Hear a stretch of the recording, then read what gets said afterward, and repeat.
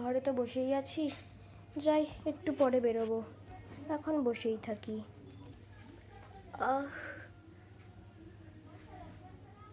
তা বাবা কেমন আছো? তুমি কোন ক্লাসে পড়ো? 5-এ? আর তোমার নাম কি? আর্য চক্রবর্তী। আর তুমি ক্লাস 5 কেন বললে? তুমি কিছু জানো না? কিচ্ছু জানো না? তুমি একজন বাঙালি, তোমার বলা উচিত ছিল তুমি 5ম শ্রেণীতে পড়ো। আচ্ছা ঠিক আছে দাদু, আমার ভুল হয়ে গেছে। কিন্তু আপনি একটা কথা বলুন তো, আপনি কোন মশার তেল ইউজ করেন মশা মারার জন্য? এতে আবার বলার কি আছে, অবশ্যই অল আউট।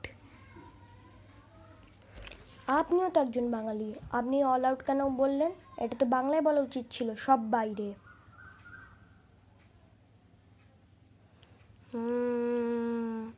আপনিও তার মানে কিছু জানেন না। প্রথমে নিজে ঠিক করে বাংলায় বলা শিখুন।